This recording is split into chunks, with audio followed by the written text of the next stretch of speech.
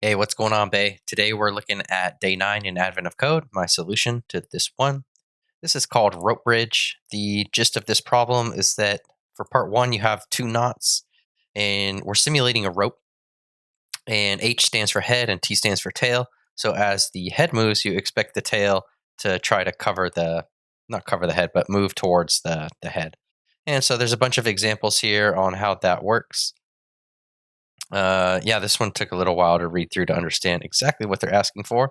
But once you get a gist of it, really what we have is a two-dimensional array, and we're going to move the head, and then depending on where the head moves, we will update the tail. And there's a little tricky with a diagonal that took me just a second to get, so I will show you that. And at the end, we want to return how many positions does the tail of the rope visit at least once.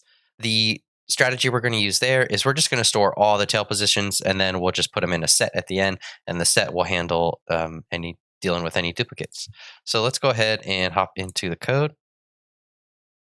All right, I'm going to import read file sync from the file system library, as I always do with Advent of Code.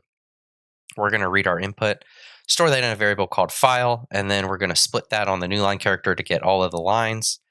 Now for TypeScript, I'm going to define an interface called point, and that's just an X and a Y coordinate on our system. And to get our solution, I'm going to define some arrays that track positions for head and tail. So head position is a point array, and just initialize that as empty array, same with tail positions. Okay, so we want to initialize our head positions array by adding a point of 0, 0.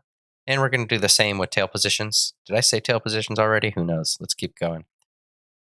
Now, the next head position is found using the current position, misspelled that, and input data. So let's define a function called getNextHeadPosition, and that takes a direction that's a string and a position, which is a point.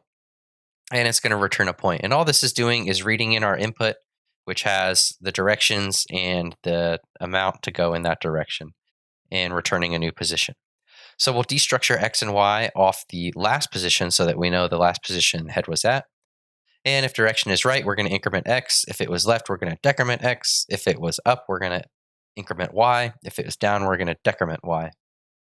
And then we return the new point at the end there. Now let's define a new function called getNextTailPosition. This is what we're going to use that's going to update the tail based on the head position, which we're passing in as an argument there. And then it's going to return a point, which will be the next tail position. So let's destructure X and Y off of the last positions of tail. And we will destructure X and Y off the head position that we're passing into this function here. Now we want to calculate the difference in X between head and tail and the difference in Y. Now we know we need to move the tail if it's more than 1 away from the head. So this is our math to check that. If the absolute value of delta X and the absolute value of delta Y is less than or equal to 1, then we don't need to move and we can just return the position. However, this is where the logic happens of moving tail. If it's more than 1 away, then we need to move the tail towards the head. And the first case I'll deal with is the case where we have to move the tail to the right. So if delta X is greater than 1, then we're just going to increment tail X. Again, tail X is just up here. And now something to consider is that we have a diagonal chance if the rows, they're not in the same rows, but the delta X was greater than 1. So I have a little example here. This is actually for head moving left, but you can see that tail is down here, and so delta X is 1 and delta Y is greater than 1, and head moves to the left here, so it'll move to this position. Delta X is going to be greater than 1, which triggers us to go into this conditional state. But tail doesn't just move to the left, it actually moves left and up because it has that diagonal chance. So hopefully that makes sense.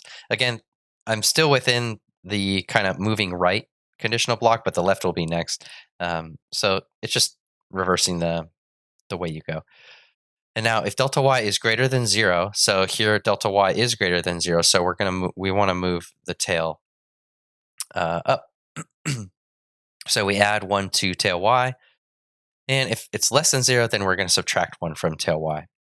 And now the same thing we're going to do for left, up, and down. And all we're changing here is like whether we're adding or subtracting from tail x and tail y, and our conditional, whether it's less than or equal to 1 or less than -1 or greater than 1. So just very similar to yesterday's problem, how we're checking the position next to where we're at. Here's for down, and here's for up. And then at the very end, we want to return a position x and y, and we'll plug in tail x and tail y to that. Okay, and for our main logic here, where we're going to call those functions we made, for each line within the lines, we're going to get the direction, which is the first element, since we split it into an array. And the distance is we're going to slice the last element, which is that number right here, and we're going to parse that into a number. Now let's loop while. It's a for loop, but we're basically looping for distance. So we're going to iterate the loop twice if this is 2. If it's 3, we'll do it 3 times. So it's just we're going to get the next head position every time, right?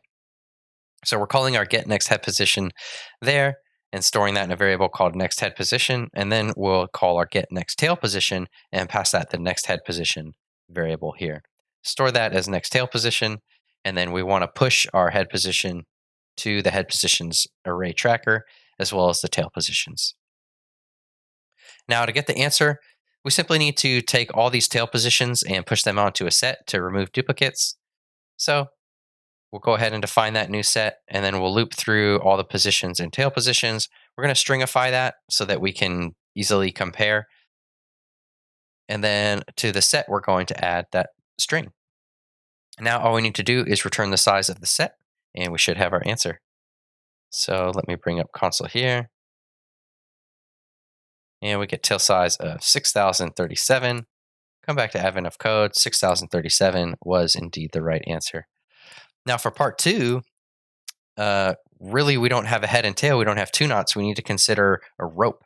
And the rope that they give us has 10 knots total, I believe, 9 or 10. Yeah, 10 if you include the head. And so now we have this complicated rope structure, which is essentially these are all, 1 is the tail of head, 2 is the tail of 1, 3 is the tail of 2.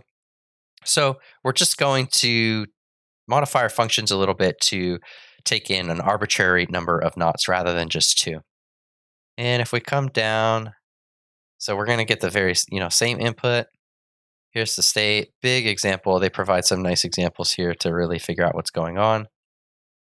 How many positions does the tail of the rope visit at least once? So let's go back into the code. Start with part 2. So like I said, rather than 2 knots, we need to track 10 now. And this is kind of a mindset shift. So we treat the current knot as the tail and the knot in front as the head. So I'm going to store these in a map. I'm going to call it knot map. And this map just takes a number, which is the index, and a array of points. So basically, each knot has the positions tracker. Up here, we defined 2 of these. And now we're defining 10 of them within the knot map. So let's go through, and for all the knots in knot map, we're just going to set the initial position to 0, 0. Now we have that get next head position and get next tail position functions, but we're going to modify that get next knot position. So it takes a current knot and a knot in front and returns a point. And this is just a little different from above. Rather than passing the head positions, we're going to get the knot in front and current knot, the last position that it's at. Store those in x and y variables and call them tail x, tail y, and head x, head y. All right. And really everything's the same as before now. I'm going to use head and tail just because I'm copy pasting this code from above. You could use current knot and knot in front though to make it a little more clear perhaps. Same from above, we're going to check the delta. If it doesn't need to move, then we just return the current position as x and y. Otherwise, this is all the same. We still have that diagonal chance. This code is just all the same. And now we'll just go through the logic to correctly call this new code that we wrote. So direction and distance we get from our input just like we did before. We're going to loop through however many it travels in that distance. This is just some debugging statements I used. I think that was a console log before.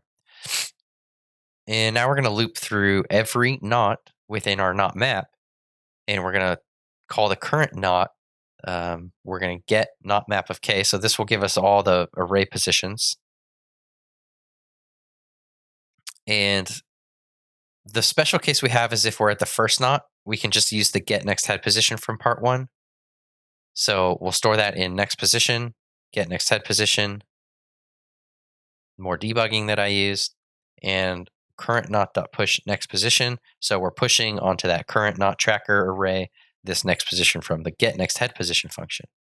But if it's not the head, then what we want to do is use our new get next knot position function, or whatever I called it. And so we know the knot in front is going to be at position k minus 1, and the current knot is at k, which we already got up here. So now we're going to use that get next knot position with current knot and knot in front, store that in next position. More debugging that I used, but we'll push next position to that current knot array tracker. And similarly to part 1, we need to store the last knot positions into a set and return its size to get the number of unique positions for the tail. Since it's the tail, we're just going to get the knot in that's at index 9 in our knot map. We'll stringify it so that we can easily compare two strings. We will add it to the tail set, and we'll console log that so that we can get our answer, run our code again. We get 2,485, which is the correct answer. Pretty cool that it's less, right? Because it's a rope, so like the longer the rope gets, then the less movement you should see at the tail. So it makes sense. Anyways, thank you so much for watching. If this helped you out, please consider subscribing. Just working my way through all these Advent of Code problems. They're definitely getting a little bit harder. Anyways, talk to you soon and see you for day 10. Bye-bye.